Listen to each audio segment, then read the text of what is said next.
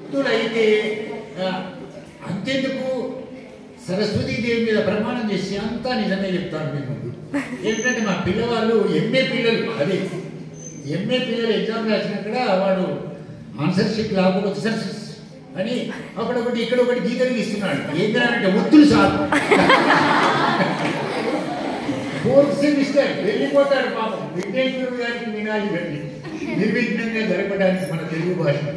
కాబట్టి ఒత్తి ఎక్కడ పెట్టాలో తెలియదు. ఇప్పటికి కూడా పిల్లలకు నాకు చాలా బాధ అవుతుంది, ఒత్తి ఎక్కడ పెట్టాలి. నీకు నాకు చాలా భేదం ఉంది, ఒత్తి ఎక్కడ పెట్టాలి. ఏదో దానికి పెట్టే కింద అన్నట్టుగా ఒత్తులు నాశనమైనాయి. ఎందుకలా? ఒత్తు లేకపోతే మాండలికము, ఒత్తులు ఉంటేనేమో సంస్కృతము. ఒత్తులన్నీ వచ్చినాయి సంస్కృతం నుంచే కదా. మన దగ్గర ఏమైనా ఉన్నాయా? మన 36 అక్షరాల్లో ఒత్తులు ఉన్నాయా? అందుకే మనకు రావు. అందువల్లనే మనకు తప్పులైతాయి. తప్పులైతే మాండలికమైతాయి, అంతే కదా. ఇప్పటి కాలంలో మన ఉచ్చారణ దృష్టితో చూసినప్పుడు ఒత్తులన్నీ పోతాయి. అదొక పద్ధతి. ఈ 2500 లిఖిత భాషల్లో మనదొక భాష. మన భాష పేరు ఏంటండి? తెలుగు కదా. మనది అజంత భాష. మన భాషకు ప్రధానంగా ప్రపంచంలో దానికి ఉన్న గుర్తింపు అజంత భాష. ఈ అమ్మాయి ఏదో తీస్తున్నట్టుంది. అమ్మాయి ఉండదంటే అజంత భాష అనగానే ఎల్లోరా భాష ఉండదా సార్? అజంత భాషనే ఉంటుందా?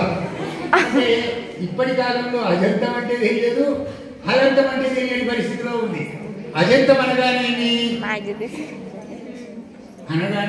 ఇప్పుడు డిగ్రీలో ఉన్నారు. అజంతం అనగానే మేము డిగ్రీలో ఉన్నాం కానీ ఇంగ్లీష్ మీడియంలో ఉన్నాం. తెలుగు మీడియం పర్లేదు కదా. నేను తెలుగు అమ్మాయిని కాదు. మాకు కళలో కూడా సరస్వతి ఇంగ్లీష్లోనే మాట్లాడుతున్నారు.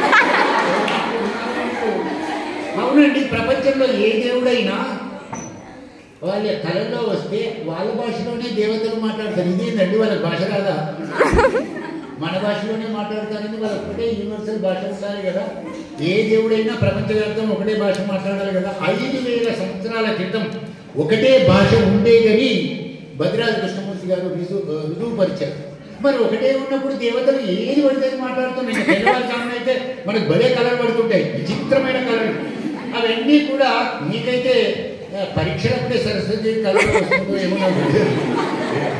ఎందుకనంటే మనకి ఈనాడు ముక్కుకొక డాక్టరు, చెవికొక డాక్టరు, కంటికొక డాక్టరు, ఎముకలకు ఒక డాక్టర్ అయినట్టుగానే తెలుగులో కూడా అనేక రకాలైన డాక్టర్లు ఉన్నారు కదా.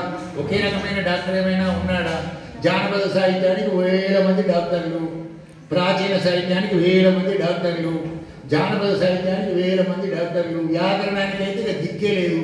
ఇంకా ఇంకా పెరుగుతూనే ఉన్నారు కానీ ఒక్కడు కూడా పరవస్తు చిన్నేశ్వరి అయినా దాఖలానే మనకు లేదు. ఒకవేళ అయినా కూడా వాడు పనికిరాడు. ఎందుకు? సంజ్ఞా పరిచ్ఛేదంలో దృష్టంబు గ్రాహ్యంబు అని రాశాడు. ఎవరు? ఆర్య పెద్దలు ఎవరైనా తప్పు పదాలు